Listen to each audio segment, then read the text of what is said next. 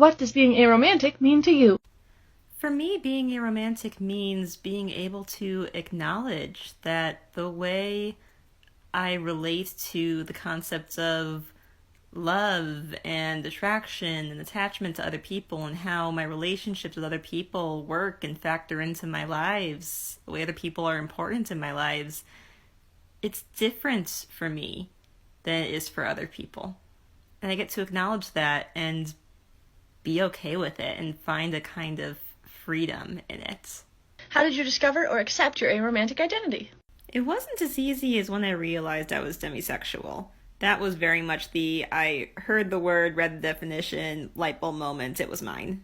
Aromantic took longer for me to accept and get my head around. For a really long time, I thought I was panromantic demisexual, and I held on to that mainly because I really liked the pun of referring to myself as a pandemic.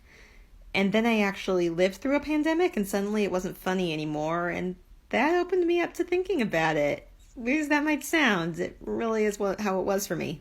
At that time, I was also listening to the AOK podcast, which was interviews with people on the aromantic and asexual spectrums. And every time they had someone on the aro spectrum come on, I would always nod along and think, oh yeah, I relate to this experience. That sounds like me. That sounds like me. So just very gradually, I realized, if it looks like a duck and it quacks like a duck, I'm aromantic.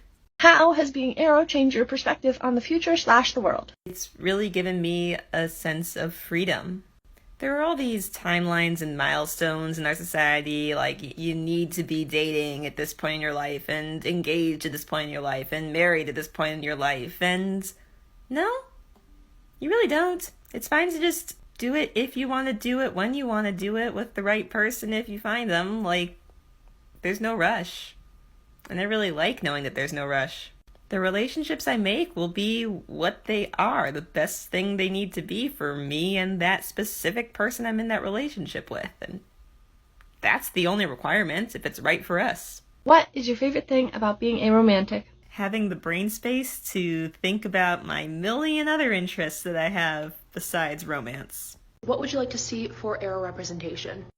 Well, there's a lot of characters I would like to see, but let's stick with one for now. I want to see a character who is explicitly aro and does not get pressured to have romantic relationships anyway. In fact, the people around them act like their aro-ness is a good thing, and the narrative treats their aromanticism as even perhaps a benefit, that they don't need to deal with the typical problems and they can focus on other problems in their life. Aromanticism should be seen as a good thing, a good part of a character's whole deal. What is something you wish people knew about being aro? That it's not a lack, that I'm not missing anything, that I am whole the way I am. It would be just as ridiculous to say that an allo-romantic person has an excessive amount of romantic attraction as it would be to say that an aromantic person has a lack of romantic attraction. My experience is mine. Your experience is yours. We all get to find happiness and interact with the world in the way that is best and most healthy for us. I want people to understand that my aromanticism is not a comment on their way of life or the way that they experience attraction. It only has to do with me.